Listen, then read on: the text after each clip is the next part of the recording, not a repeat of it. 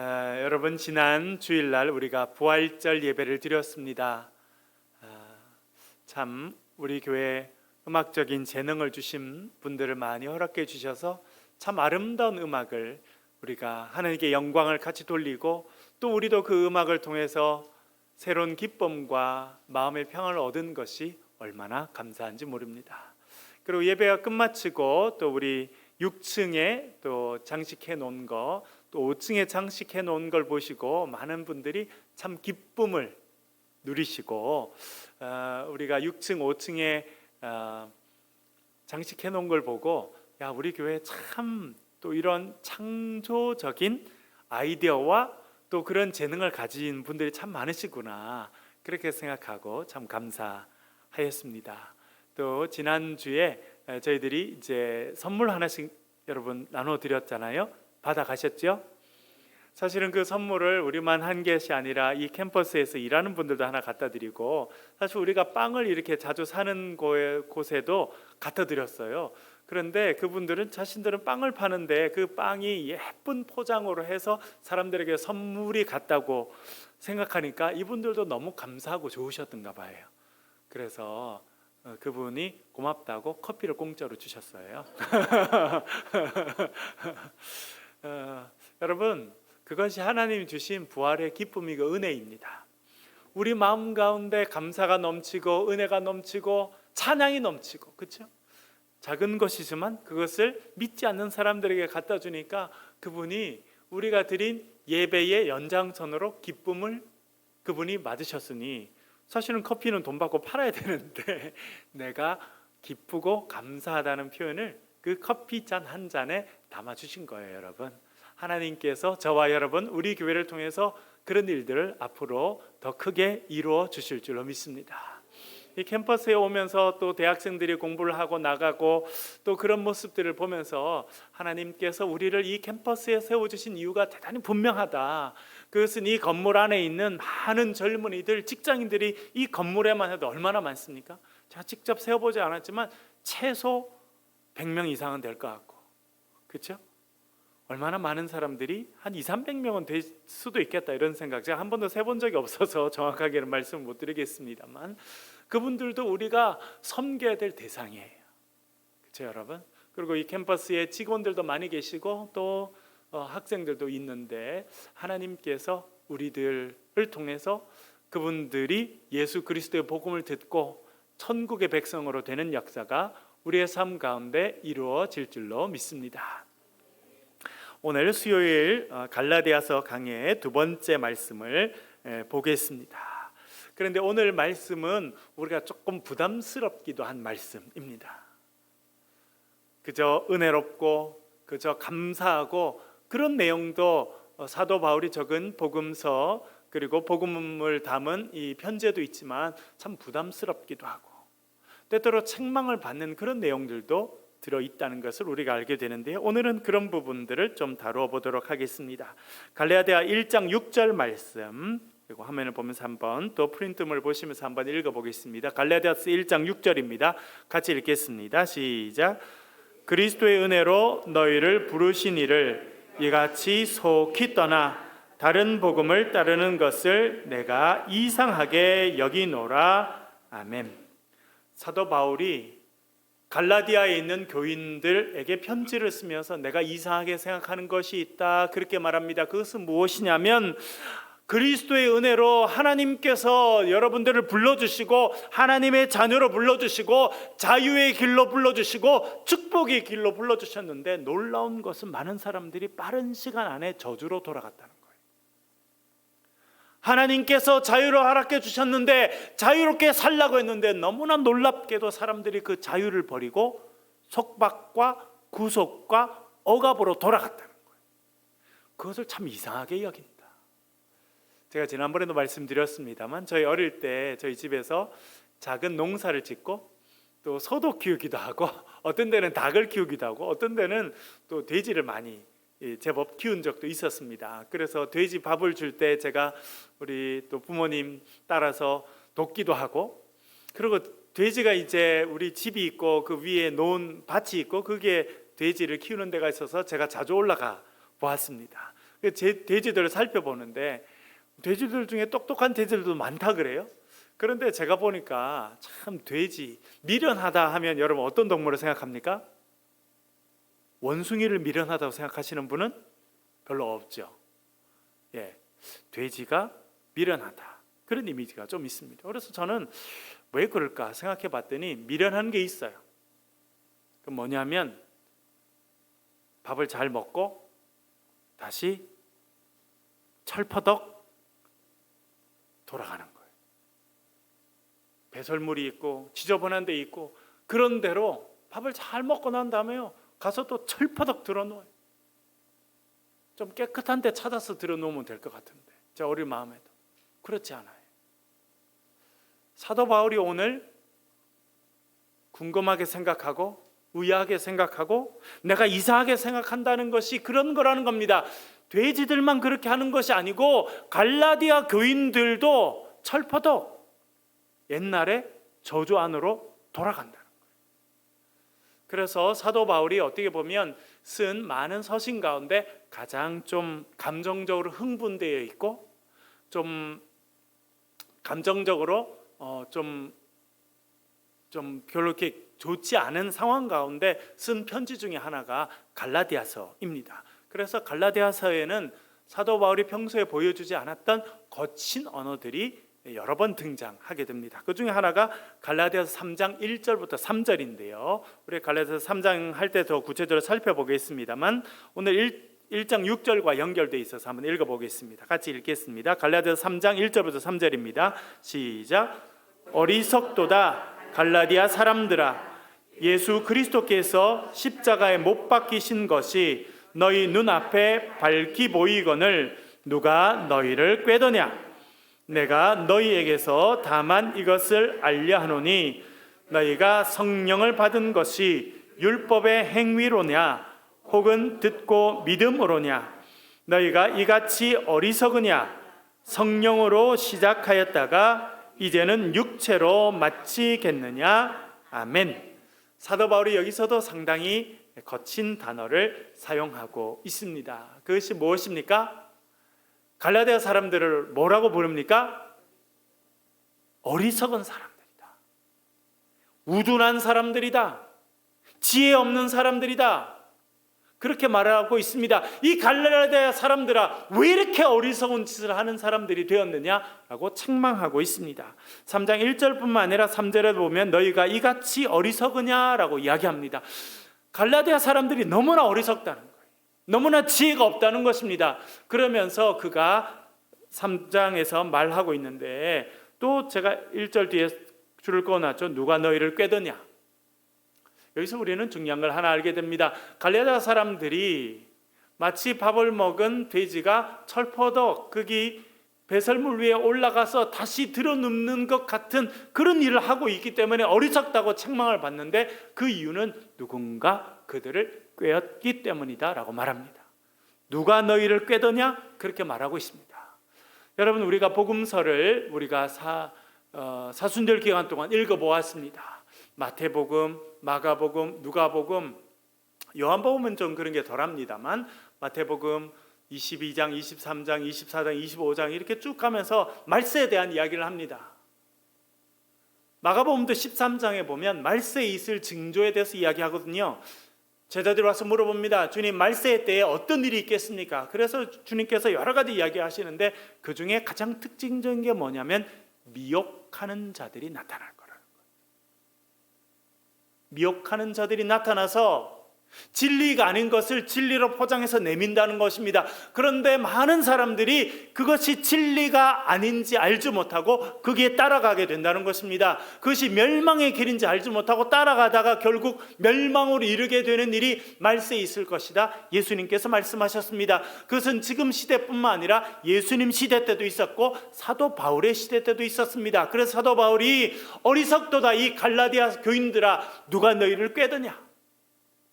그런데 더 안타까운 것은 무엇이냐면 그들의 꾀임에 많은 교인들이 넘어갔다라고 하는 것입니다. 그래서 사도 바울이 이렇게 말합니다. 너희가 성령 받은 것이 율법의 행위로냐 듣고 믿음으로냐? 이제 우리가 이 부분을 앞으로도 살펴보겠습니다만 깬 사람들은 뭘 깼느냐면 예수 믿어야 구원받지요. 네, 맞아요. 그런데 그것이 온전한 것은 아니고 온전한 신앙생활을 하려고 그러면 율법도 같이 지켜야 된다라고 이야기했다는 것입니다. 그러니까 예수님께서 사도 바울의 가르침은 그거죠. 우리를 율법의 저주에서 건져주셨다는 것입니다. 율법의 그 엄청난 짓눌림과 무게에서 건져주셨는데 많은 사람들은 다시 율법 아래로 돌아갔다는 겁니다. 그래서 어리석다고 말합니다. 다시 율법의 저주 안으로 들어갔으니 당신들이 어리석은 사람들이다, 그렇게 말합니다. 그래서 3절에서 그가 말하죠. 성령으로 시작하였다가 이제는 육체로 마치겠느냐. 여러분, 3장에 가서 제가 좀 더 말씀을 많이 드리겠습니다만 많은 사람들이 이렇게 살아갑니다. 성령으로 시작했어요. 성령의 기쁨으로 시작하고 성령이 주신 자유로 시작했는데 마침은 율법이 육체로 끝난다는 거예요. 비본질적인 것, 비복음적인 것, 그게 목숨을 걸고 결국 마침이 그렇게 간다는 겁니다. 그래서 성령으로 시작해서 육체로 마치려고 하는 그런 일을 하게 되니 당신들은 어리석은 사람들이다, 사도 바울이 그렇게 책망하고 있습니다. 이런 이야기를 이제 3장에서 많이 하게 되는데 우리 읽은 1장 6절과 연결되어 있습니다. 이와 같이 속히 진리의 길에서 떠나서 다른 길로 가게 되는 것을 내가 이상하게 생각한다. 그러면서 중요한 단어 하나를 쓰고 있는데 다른 복음이라고 하는 단어를 쓰고 있습니다. 사도 바울이 딴 데서는 별로 쓰지 않습니다. 그러나 오늘 갈라디아서에서는 연속해서 3번이나 쓰는 중요한 단어가 다른 복음이라는 것입니다. 여러분, 여기서 우리는 하나 알게 되겠죠. 복음이라고 해서 다 똑같은 복음이 아니다는 겁니다. 성경을 들고 있다고 해서 여러분 다 예수님의 제자가 아니에요. 역사를 보면요, 여러분, 중세시대 때 지금의 프랑스와 지금의 독일과 지금의 이탈리아 지역과 많은 지역에서 마녀 사냥이 진행됐습니다. 많은 여성들이 산채로 화형을 당했어요. 마녀로 재판받았어.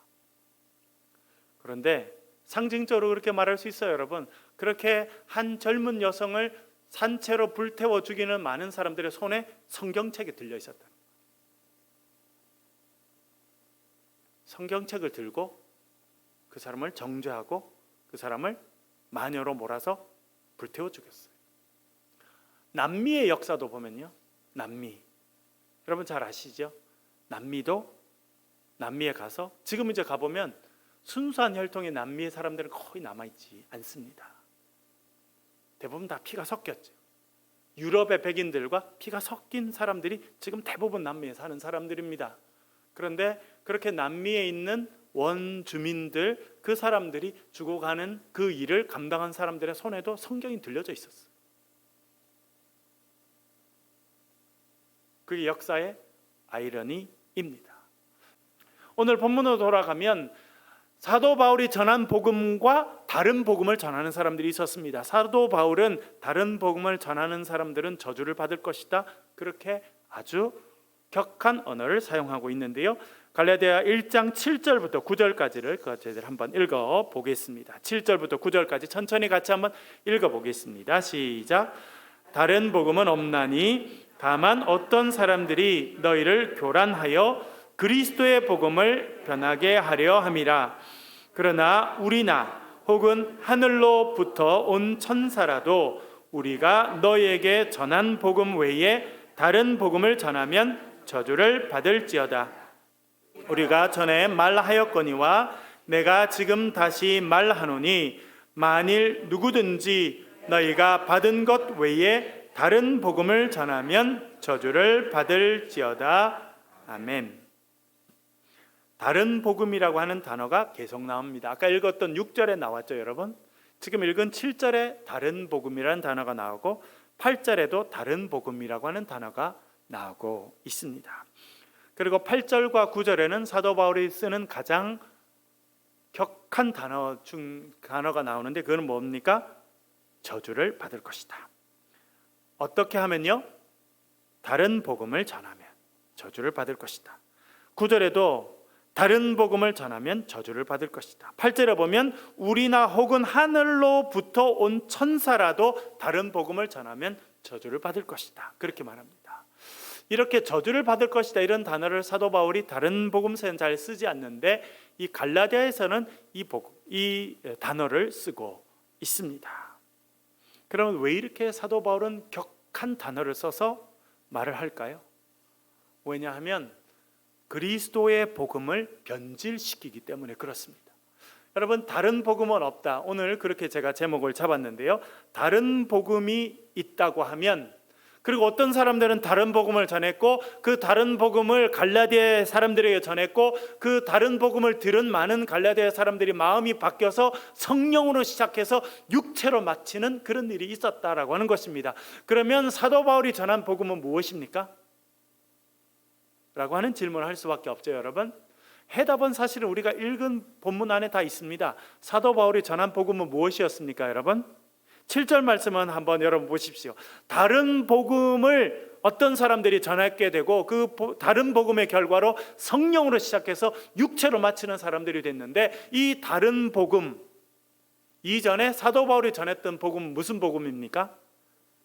7절에 보면 어떤 단어를 찾을 수 있어요, 여러분? 그리스도의 복음이라는 것입니다. 그러니까 사도 바울이 전한 복음은 뭐예요? 그리스도의 복음이라는 것입니다. 그리스도의 복음 외에 다른 복음을 전한 것은 다른 복음이고 그 다른 복음을 전하는 사람은 저주 아래 있을 것이다. 사도 바울이 말해주고 있습니다. 복음이라는 단어는요, 교회에서 가장 많이 사용하는 단어이지만 교회에서 가장 많이 오용되는 단어이기도 합니다. 적어도 사도 바울이 쓴 단어에 의하면 이런 사람들은 다 다른 복음을 전하는 사람들이고 결국 저주 아래 있게 될 사람들이다 라고 하는 것입니다. 왜요?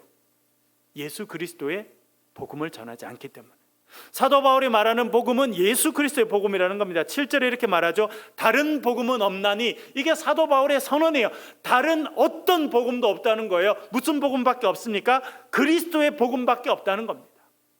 그런데 문제는 뭐냐면 교회를 수십 년 다녀도 복음이 뭐예요? 하면 제대로 대답하는 사람이 별로 없다는 거예요. 여러분, 복음이 무엇입니까? 제가 수요일 시간에 여러 번 말씀드렸습니다. 여러분, 복음이 무엇입니까? 사실은 신약적으로 정리하면 우리가 복음이라고 말하는 것은 두 가지 부분으로 우리가 나누어서 생각해야 됩니다. 하나는 예수님께서 전하신 복음이 있습니다. 마가복음 1장 14절 15절에 보면 예수님께서 이제 요한이 잡힌 후에 갈릴리에 오셔서 복음을 전하십니다. 예수께서 갈릴리에 오셔서 하나님의 복음을 전파하셨다라고 말합니다. 예수님이 전한 복음을 하나님의 복음이라 말합니다. 그 내용이 뭡니까? 때가 찼고 하나님 나라가 가까웠으니 회개하고 복음을 믿으라. 이것이 예수님께서 전하신 하나님 나라의 복음의 내용이에요. 예수님께서 복음을 전하셨습니다. 그것을 성경은 하나님의 복음이라 그렇게 말했습니다. 그건 무엇입니까? 핵심적인 내용은 하나님 나라가 이 땅 가운데 임재했다는 것입니다. 그리고 우리 모두가 하나님 나라의 백성으로 초대받았다는 것입니다. 그래서 복음, 하나님 나라의 복음을 듣고 회개하고 믿게 되면 하나님 나라의 백성이 된다. 그것이 예수님께서 전하신 복음의 핵심 내용입니다.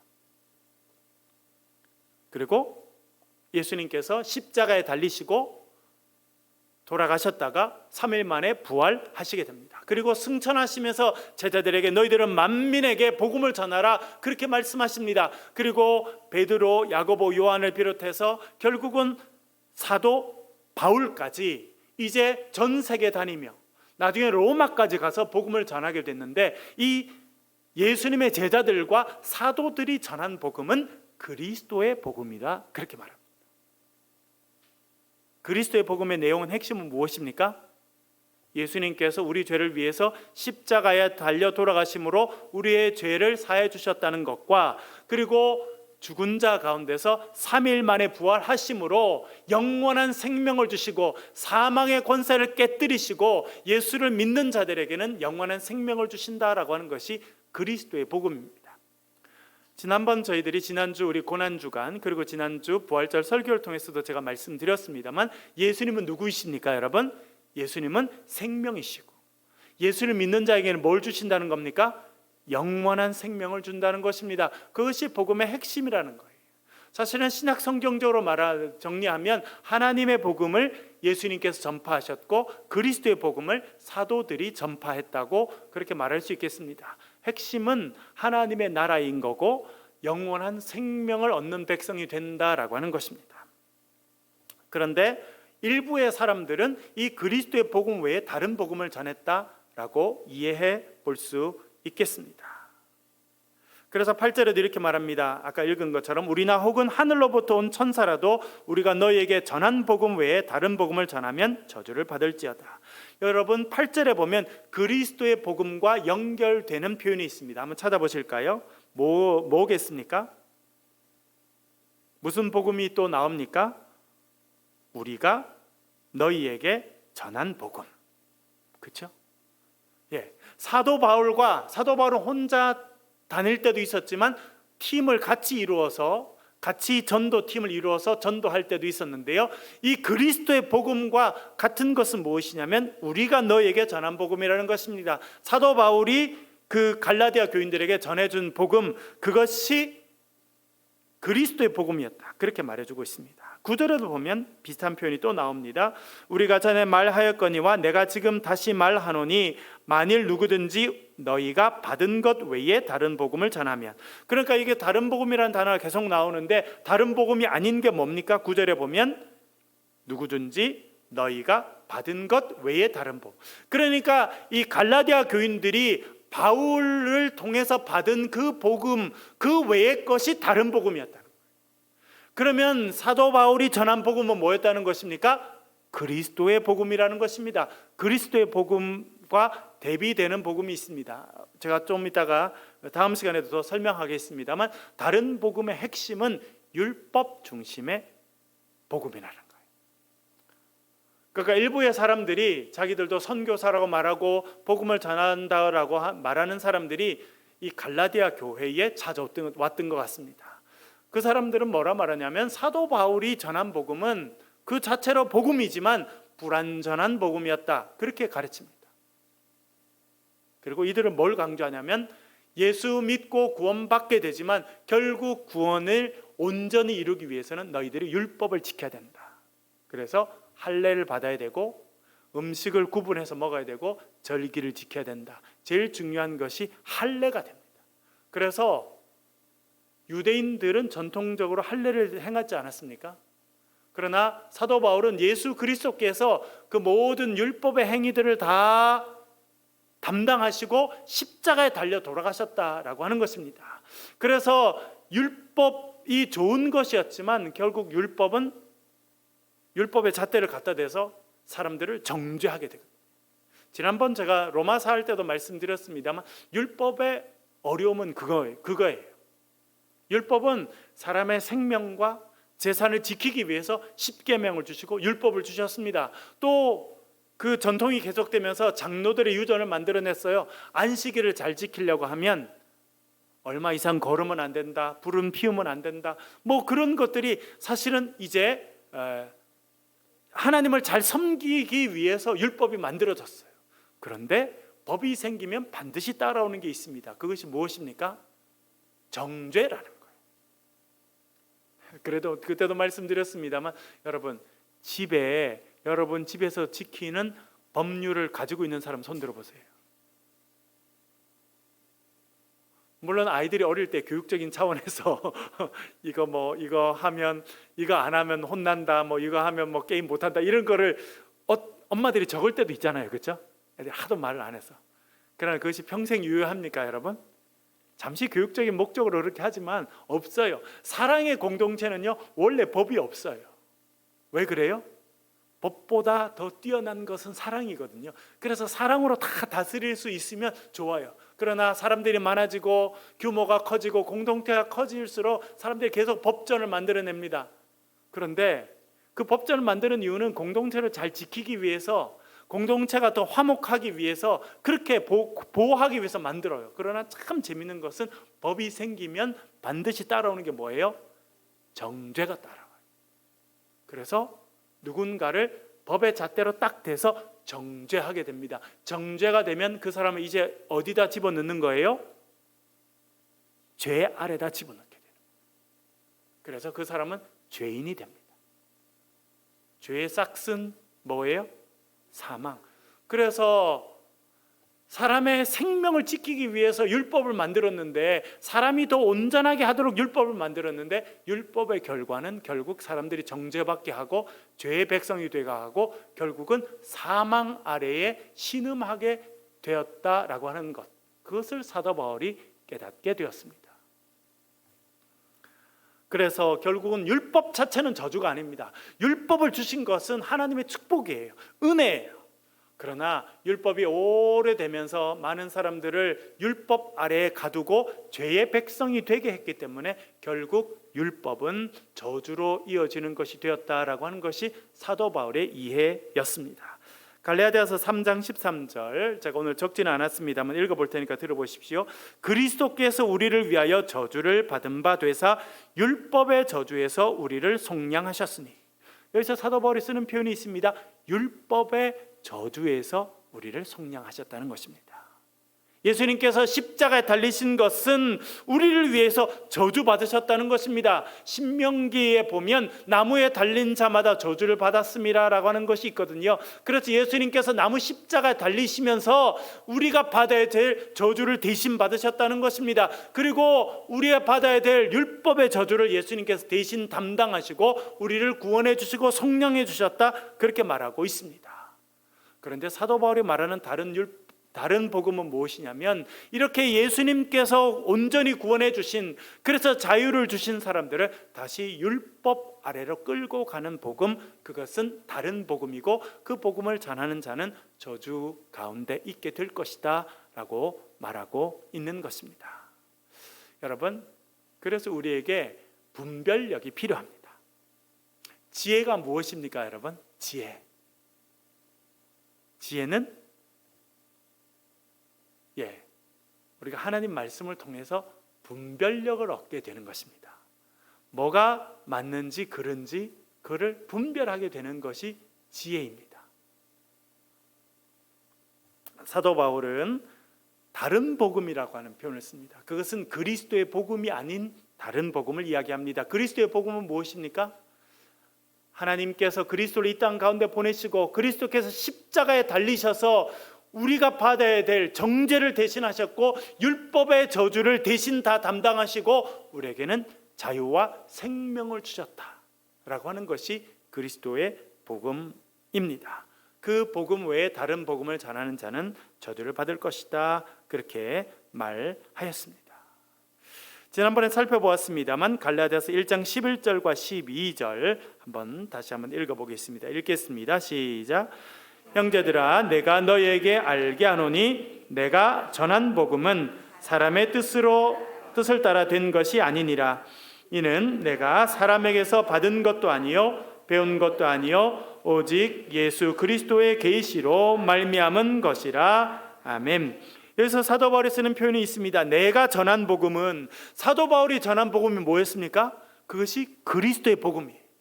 율법에서 자유로운 복음, 그것을 전했다고 말합니다. 그것은 사람에게 받은 것도 아니고 사람에게 가르침 받은 것도 아니고 오직 예수 그리스도의 계시로 말미암은 것이다, 그렇게 말해주고 있습니다. 여러분, 사도 바울이 가르쳤던 그리스도의 복음은 누구로부터 받은 것이라는 겁니까? 예수 그리스도의 계시를 통해서 받은 것이다, 그렇게 말해주고 있습니다. 여러분, 제가 목회를 해가면서 하나 배우게 되는 것이 있는데, 그것은 무엇이냐면 우리 신앙생활의 핵심은 예수 그리스도이시구나 라고 하는 것입니다. 하나님의 역사는 예수 그리스도를 통해서 이루어지는 것이구나, 우리에게 주어진 구원의 역사도 예수 그리스도를 통해서 주어지는 것이구나. 그래서 우리의 삶이 진행되고 우리의 신앙 수준이 높아질수록 예수 그리스도를 집중하는 것이구나 하는 것을 알게 됩니다. 여러분, 오늘도 예수 그리스도의 복음이 여러분의 삶을 다스리고 인도하시는 복음이 될 수 있기를 간절히 바랍니다. 그래서 우리가 날마다 성경을 읽고 하나님을 묵상하고 예수님을 묵상하고 말씀 가운데 살아가는 것입니다. 사도 바울이 특별히 갈라디아서에서 그가 경계하는 것이 있는데 그것은 무엇이냐면 사람의 마음에 들도록 살지 않으려고 하는 노력입니다. 1장 10절 말씀 한 번 더 읽어보겠습니다. 갈라디아서 1장 10절입니다. 읽겠습니다. 시작.